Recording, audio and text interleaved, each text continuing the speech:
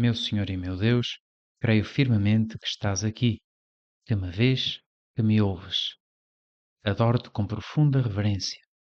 Peço-te perdão dos meus pecados e graça para fazer com fruto este tempo de oração. Minha Mãe Imaculada, São José, meu Pai e Senhor, anjo da minha guarda, intercedei por mim. Celebramos hoje na Igreja a festa de Santa Mónica, a mãe de Santo Agostinho.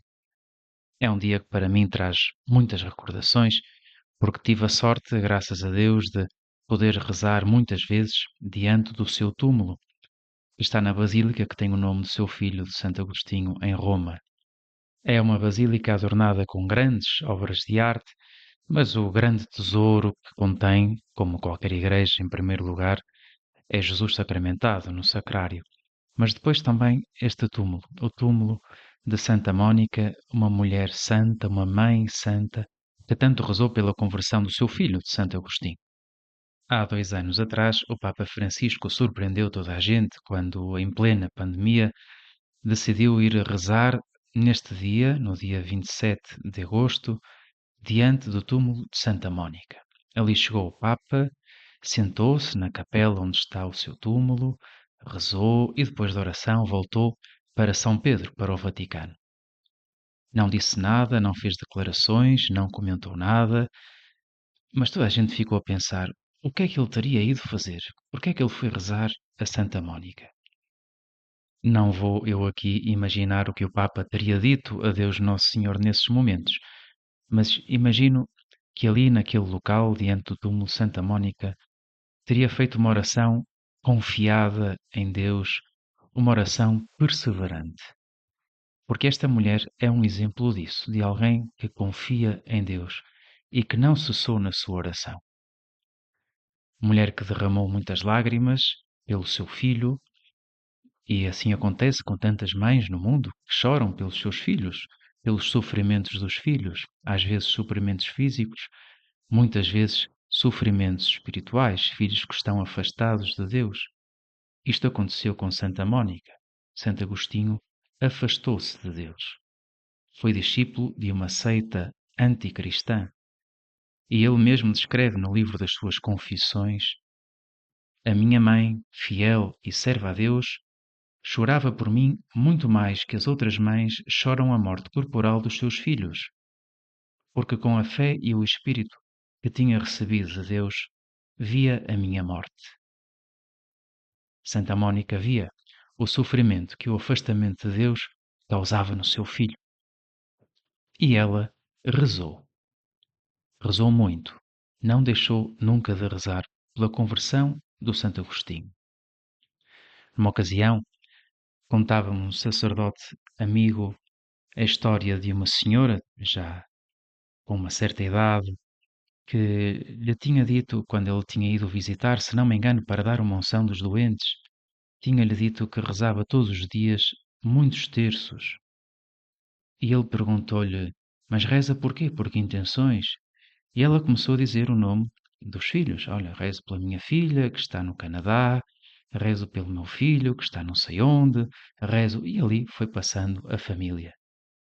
E este sacerdote dizia que, de facto, era a oração daquela mulher que sustentava toda a família.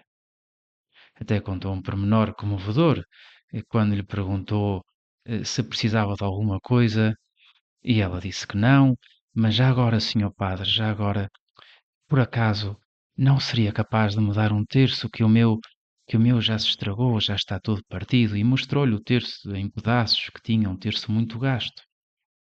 E este sacerdote dizia que com muita vergonha tinha tirado do seu próprio terço, que estava muito menos gasto do que o terço daquela mulher, e eu tinha entregue para que ela continuasse a rezar por toda a sua família.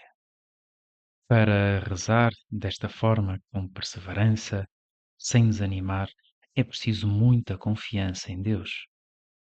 E é isso que nós podemos pedir a Jesus nestes 10 minutos. Pedir: Jesus, eu confio em Ti, mas gostaria de confiar muito mais. Gostaria de acreditar mesmo que Tu me vês, que Tu me ouves, que Tu sabes aquilo que eu necessito, mesmo quando não o digo expressamente na minha oração, mas que és capaz de me conceder as graças que eu preciso e as graças que outras pessoas que me rodeiam precisam, pessoas que eu conheço e não conheço, precisamente porque sou perseverante na oração. Quando rezo, faço bem a muita gente. Foi o próprio Senhor que nos explicou com as suas palavras e com o seu exemplo a necessidade de rezar sempre, sem desanimar, sem desfalecer. Numa ocasião, falando sobre a oração, Bento XVI dizia que a nós, geralmente preocupados com a eficácia operativa e dos resultados que conseguimos, a oração de Jesus mostra-nos que temos necessidade de parar, de viver momentos de intimidade com Deus, destacando-nos do intenso barulho de todos os dias, para escutar, para ir à raiz que sustenta e alimenta a nossa vida. Nós realmente, muitas vezes, preocupamos-nos tanto com os resultados, com conseguir coisas, mesmo que sejam coisas boas, que nos esquecemos de parar, de ter intimidade com Deus, de nos colocar diante dele, que nos conhece. Era isto que o Senhor fazia em tantas ocasiões. Olhamos para a vida de Jesus e vemos como se retirava isoladamente para orar, antes de fazer milagres, antes de ensinar as multidões.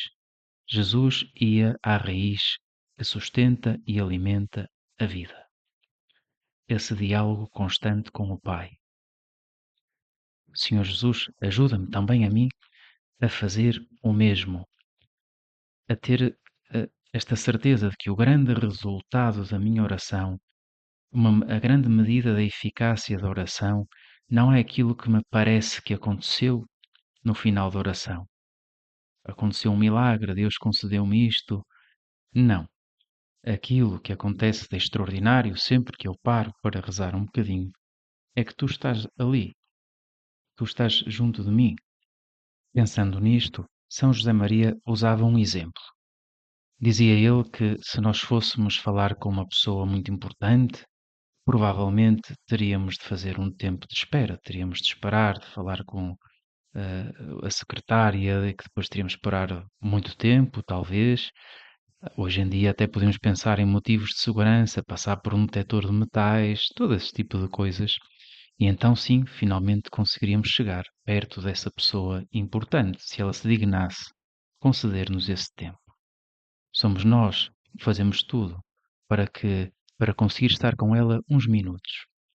E no entanto, com Deus, que é Deus, isso não acontece. Parece que acontece a coisa oposta. Somos nós que temos um dia cheio de coisas, um dia ocupado, vou fazer isto, vou fazer aquilo, e de repente dizemos: bom, agora paro aqui um tempo e vou fazer um bocadinho de oração. E já estamos à espera, já nos parece normal que Deus Nosso Senhor esteja a contar com isso e nos queira mesmo ouvir.